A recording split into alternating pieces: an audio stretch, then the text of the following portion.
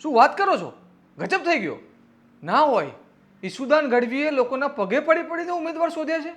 ઉમેદવાર ન મળે તો પગે પડવાનું થાય તો પડો, પણ આમ આદમી પાર્ટી માટે ઉમેદવારી લાવો.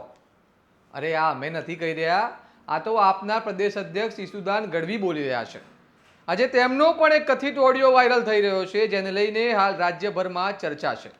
ચૂંટણી પહેલા આમ આદમી પાર્ટીની જે મજબૂત હાલત દેખાડવામાં આવી રહી છે, તેના પર હવે ગંભીર સવાલો ઊભા થઈ રહ્યા છે. શું છે સમગ્ર મામલો? આવો વિગતે વાત કરીએ આ અહેવાલમાં. નમસ્કાર, હું ચિરાગ વર્ષાબેન, આપ જોઈ રહ્યા છો સ્વમાન.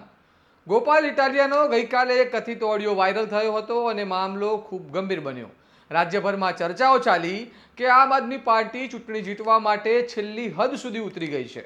ત્યારે ગોપાલ ઇટાલિયાએ તે ઓડિયોને એઆઈ કહીને તેનું ખંડન કર્યું. આ વિવાદ હજુ ચાલી રહ્યો છે કે ત્યારે આપના પ્રદેશ અધ્યક્ષ ઈસુદાન ગઢવીનો એક કથિત ઓડિયો વાયરલ થઈ રહ્યો છે, જેમાં તેઓ કહી રહ્યા છે તાલુકા જિલ્લા પંચાયત માટે ગમે તેમ કરીને ઉમેદવારી લાવો, ઘરે ઘરે જવું પડે તો જાઓ, પગે પડવું પડે તો પડો, પણ ઉમેદવારી લાવો. હું પ્રદેશ અધ્યક્ષ છું, છતાં લોકોના પગે પડવું પડે તો પડ્યો છું.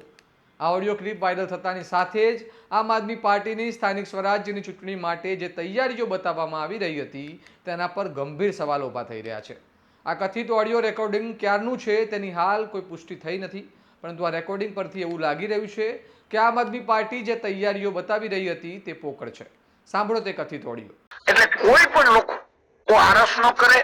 વિસાવદરનો અત્યારે પિકઅપ પૂરું થઈ ગયું. એટલે મહેરબાની કરીને તાલુકા જિલ્લામાં તમે તમારું પરફોર્મ બતાવો. ઉમેદવારો પસંદગીમાં ઘરે જવું પડે છે અને પગે પડીને ઉમેદવારી બહાર રહો. એટલે તમે તાત્કાલિક ધોરણે તમે મીટિંગો ચાલુ કરી દો ભાઈ. બીજા કોઈ કઈ સવાલ નહીં? વિષ્ણુભાઈ બરોબર છે, આપણે કહ્યું હોય બરોબર. ઉમેદવારો પસંદગીમાં ઘરે જવું પડે છે અને પગે પડીને ઉમેદવારી બહાર રહો. ઈસુદાન ગઢવી પ્રદેશ અધ્યક્ષ હતો તો પણ પગે પડવા માટે જવું પડે તો પગે પડ્યો છું લોકોના. આમ આદમી પાર્ટી સ્થાનિક સ્વરાજ્યની ચૂંટણી પહેલા ઘણા વિવાદોમાં સપડાઈ રહી છે અને એક પછી એક તેમના દિગ્ગજ નેતાઓના કથિત ઓડિયો ક્લિપ વાયરલ થઈ રહ્યા છે. આ ઘટનાઓ એવા સમયે આવી રહી છે જ્યારે આપ રાજ્યમાં પોતાની તૈયારીઓ દર્શાવી રહી છે અને તાજેતરમાં જ પાર્ટીએ 455 ઉમેદવારોની પ્રથમ યાદી જાહેર કરી હતી અને દાવો કર્યો હતો કે 12,000 બેઠકો પર ચૂંટણી લડશે. પરંતુ આ કથિત ઓડિયોએ પાર્ટીની આ મજબૂત છબીને ધક્કો પહોંચાડ્યો છે. નોંધનીય છે કે અગાઉ પણ આપના જૂના કાર્યકર્તાઓ અને નેતાઓ દ્વારા પાર્ટી છોડવાની ઘટનાઓ સામે આવી છે. ખેડૂત નેતા રાજુ કરપડાએ તાજેતરમાં જ આપ છોડી દીધી હતી અને સુરત મ્યુનિસિપલ કોર્પોરેશનમાં આપના 12 કોર્પોરેટરો ભાજપમાં જોડાઈ ગયા હતા. આ ઘટનાઓ સૂચવે છે કે આપમાં આંતરિક અસંતોષ અને અસ્થિરતા વધી રહી છે.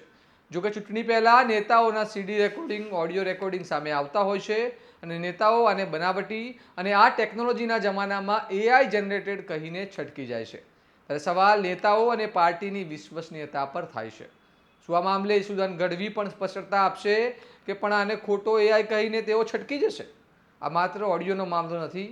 ઉમરેઠ પેટા ચૂંટણીમાં આપે સ્પર્ધા ન કરવાનો નિર્ણય કર્યો છે, જ્યારે પાર્ટીના પ્રદેશ અધ્યક્ષ ઈસુદાન ગઢવીએ કહ્યું કે સ્થાનિક સ્વરાજ્યની ચૂંટણી પર ધ્યાન કેન્દ્રિત કરી રહ્યા છીએ. વિપક્ષે આ નિર્ણયને આપની નબળી સ્થિતિ સાથે જોડ્યો છે. તમને શું લાગે છે? શું આ ઓડિયો સાચો છે કે એઆઈ? શું આપ ખરેખર ઉમેદવાર શોધવા માટે સંઘર્ષ કરી રહી છે? અમને કમેન્ટ બોક્સમાં જણાવો અને આવા જ વિશ્લેષણાત્મક અહેવાલ માટે સ્વમાનને લાઇક, શેર અને સબસ્ક્રાઇબ કરવાનું ભૂલતા નહીં. નમસ્કાર.